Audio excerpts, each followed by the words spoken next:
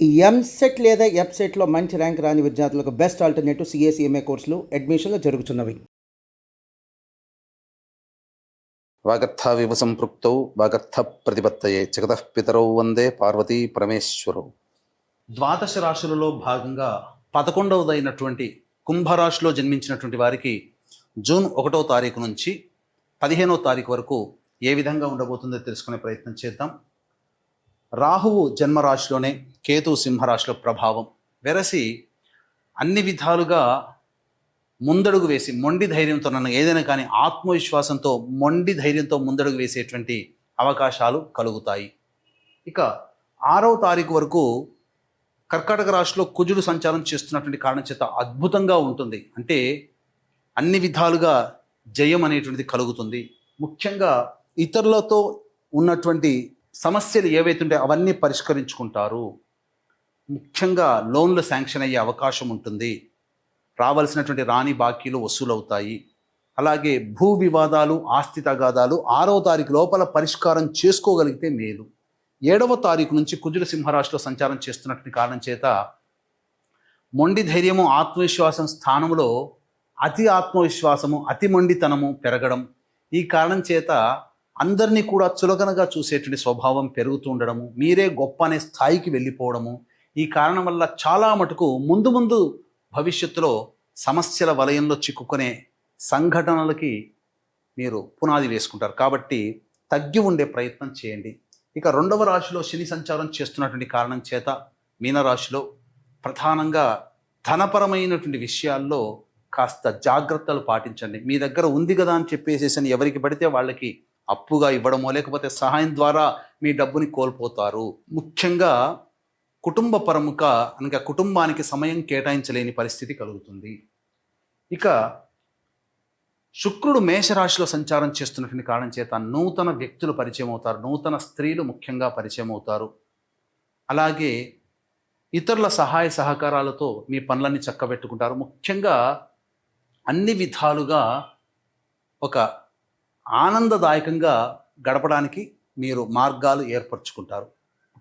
అలాగే మీ యొక్క హోదాకి మించి ఖర్చులు కూడా పెట్టే అవకాశం ఉంది. అంటే హోదాకి తగ్గట్టుగా హోదాని ప్రదర్శించడం కోసం అనవసరమైన ఖర్చులు కూడా పెట్టే అవకాశాలు గోచరం అవుతుంటాయి.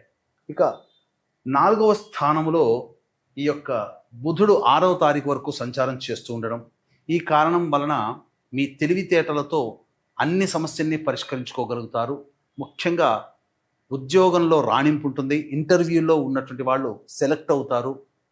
పోటీ పరీక్షల్లో ఉన్నటువంటి వాళ్ళకి 6వ తారీఖు లోపల కనుక ఉంటే ఖచ్చితంగా మీరు ఊహించిన దానికంటే అధిక శాతంతో ఉత్తీర్ణత శాతాన్ని పొందుతారని చెప్పవచ్చు.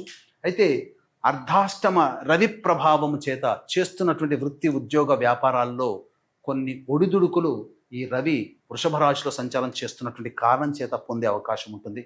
ముఖ్యంగా ప్రభుత్వపరమైనటువంటి దండనలు విధించే అవకాశం ఉంటుంది. ఈ కుంభరాశిలో జన్మించినటువంటి వారికి వాహన చలాన్లు పడేటువంటి అవకాశాలు ఎక్కువగా ఉంటాయని చెప్పవచ్చు. ఇక 7వ తారీఖు నుంచి బుధుడు మిథున రాశిలో సంచారము, ఇది మీ యొక్క సామర్థ్యాన్ని తక్కువ చేసే విధంగా ఉంటాయి. మీ తెలివితేటలు పనికి రాకుండా పోతాయి. అంటే సరైన నిర్ణయాలు తీసుకోలేకపోతారు. స్పాంటేనియస్గా సమయస్ఫూర్తితో మీరు వ్యవహరించలేకపోతారు. తద్వారా కొన్ని ఇబ్బందికర పరిస్థితులు. అట్లాగే స్పెక్యులేషన్ రంగంలో ఉన్నటువంటి వాళ్ళు మీరు మొట్టమొదట కరెక్ట్గానే ఊహిస్తారు, కానీ నిర్ణయం తీసుకోవడం వల్ల ఆ స్టాక్స్లలో డబ్బుల్ని ఎక్కువగా నష్టపోతారు. అంటే డబ్బు ఖర్చు కాదు, అంటే ఇక్కడ జరిగేటువంటిది ఏంటంటే మీ నిర్ణయం వల్ల మీకు అధిక లాభం వచ్చేది కాస్త లాభం రాకుండా ఉంటుంది. ఆ లాభం తగ్గిపోతే నష్టమే కదా. ఇక మిథున రాశిలో గురు సంచార ప్రభావం మీకు సంపూర్ణముగా అన్ని రంగాలలో ఉన్నటువంటి వారికి దైవ అనుగ్రహం కలుగుతుంది, మద్దతు ఉంటుంది, అదృష్టం కూడా ఉంటుంది. కానీ ఒక గ్రహం మీకు అనుకూలంగా ఉంటే మిగతా గ్రహాలు అనుకూలంగా ఉంచాలి కదా.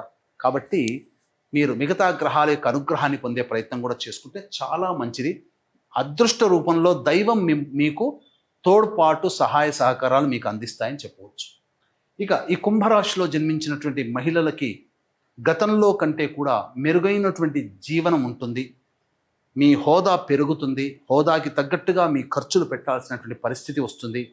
అలాగే విలువైనటువంటి వస్తువులు, ఆభరణాలు, గృహోపకరణాలు కొనుగోలు చేస్తారు. ఆస్తిపాస్తులు పెంచుకుంటారు. స్థల రిజిస్ట్రేషన్ కూడా జరిగేటువంటి అవకాశం ఉంటుంది. ముఖ్యంగా సంతానం కోసం ఎదురు చూసేటువంటి మహిళలకి చక్కటి వార్త వింటారు. అలాగే వివాహం కావాల్సినటువంటి అమ్మాయిలకి వివాహ సంబంధాలు కుదురుతాయి. అన్ని విధాలుగా యోగదాయకంగా ఉంటుంది అని చెప్పవచ్చు. ఈ యొక్క 1వ తారీఖు నుంచి 15వ తారీఖు వరకు రోజువారీ కార్యక్రమాల్లో ఏ విధంగా ఉండబోతుందో తెలుసుకునే ముందు, మహాజ్యేష్ఠ పౌర్ణమి, జ్యేష్ఠమాసము బుధుడు అధిపతి, ఆ రోజు బుధవారము బుధుడు అధిపతి, మరియు ఆ రోజు జ్యేష్ఠ నక్షత్రము, నక్షత్రానికి అధిపతి బుధుడే. ఇది మహాజ్యేష్ఠ పౌర్ణమి అని చెబుతారు. ఈ రోజున ఏ దేవతని మనం ఉపాసన చేస్తే ఆ దేవత యొక్క సంపూర్ణ దివ్య అనుగ్రహం కలుగుతుంది. కాబట్టి మన యొక్క జీవితంలో జరిగే మంచి, చెడు, కష్టము, నష్టము, సుఖము, దుఃఖము అన్నీ నవగ్రహాల యొక్క ప్రభావం వల్ల కలుగుతాయి. ఆ నవగ్రహాల దశాంతర్దశల యొక్క ప్రభావం వల్లనే మనకు కొన్ని సంఘటనలు జరుగుతూ ఉంటుంటాయి. కాబట్టి ఇట్టి నవగ్రహాల సంపూర్ణ అనుగ్రహం మనకు కలగాలనేటువంటి యొక్క సదుద్దేశంతో ఆ 11వ తారీఖు జ్యేష్ఠ పౌర్ణమి రోజున, మహాజ్యేష్ఠ పౌర్ణమి రోజున సంపూర్ణ నవగ్రహ శాంతి, అలాగే జాతకరీత్యా విద్య, వివాహ, ఉద్యోగ, దాంపత్య, అనారోగ్య సమస్యల నివారణకై సర్వదోష నివారణ పూజల, హోమాలు మీ గోత్రనామాదులతో జరిపించి శక్తిపాతము చేయబడినటువంటి కరుంగలి మాల మీకు అందించడం జరుగుతుంది. అవకాశం ఉన్నవాళ్ళు కార్యక్రమ తదనంతరం కాంటాక్ట్ చేసి మీ గోత్రనామాదులు నమోదు చేసుకోవచ్చు. 1వ తారీఖు, 2, 3, 4 తారీఖుల్లో జీవితం చాలా గొప్పగా ఉంటుంది. అన్ని విధాలుగా ఆనందదాయకంగా ఉంటుంది. మరీ ముఖ్యంగా రాని బాకీలు వసూలవుతాయి. నిరుద్యోగస్తులకి ఉద్యోగం లభించే అవకాశం ఉంటుంది. ధనపరమైనటువంటి సమస్యల్ని పూర్తి చేసుకుంటారు. విందులు, వినోదాల్లో పాల్గొంటారు. కుటుంబ సభ్యులతో ఆనందంగా జీవిస్తారు. 5, 6 తేదీలలో ఖర్చులు అధికంగా ఉంటాయి. మానసిక ప్రశాంతత లోపిస్తుంది. అనవసరమైనటువంటి వివాదాల్లో తలదూర్చుతారు. ఏ పని చేయాలన్న ఆసక్తి ఉండదు. ముఖ్యంగా ప్రశాంతత లేని జీవితం గడుపుతారు. 7, 8, 9 తారీఖుల్లో సంతానం మూలకంగా ఖర్చులు, సమస్యలు పెరుగుతాయి. విభేదాలు పెరుగుతాయి. అలాగే వృధా కాలయాపన జరుగుతుంది. ఆస్తి గొడవలు పెరుగుతాయి. ముఖ్యంగా ధనము కూడా బాగా ఖర్చు అవుతుంది అని చెప్పవచ్చు. 10, 11, 12, 13, 14 తేదీల్లో వృత్తి, ఉద్యోగ, వ్యాపార రంగంలో ఉన్నటువంటి వాళ్ళకి మంచి స్థితిగతులు కలుగుతాయి. అధిక ధనాదాయం చాలా చక్కగా ఉంటుంది. మీ అవసరాలకి, ఖర్చులకి మించిన ఆదాయం లభించడం ద్వారా చాలా సంతోషంగా ఉంటారు. ముఖ్యంగా ధైర్యంతో ఉంటారు. ఇక రాని బాకీలు కూడా వసూలవుతాయి. ఆనందంగా జీవిస్తారు. నిరుద్యోగస్తులకి ఉద్యోగం లభిస్తుంది. 15వ తారీఖు రోజున మాత్రం ఖర్చులు అధికంగా ఉంటాయి. అనవసరమైనటువంటి ప్రయాణాలు చేస్తారు. ముఖ్యంగా ఏ పని చేయాలన్న ఆసక్తి ఉండదు. సరైన నిద్ర ఉండదు. సమయానికి భోజనం చేయరు. ఒక జిగ్జాగ్ లాగా ఉంటుంది. వృధా కాలయాపన ఎక్కువగా ఉంటుందని చెప్పవచ్చు. ఇక గమనించుకున్నట్లయితే ఇప్పుడు చెప్పబడినటువంటివన్నీ కూడా మీ దైనందిన కార్యక్రమాల్లో జరిగే మంచి, చెడు, ఆదాయము, ఖర్చులు.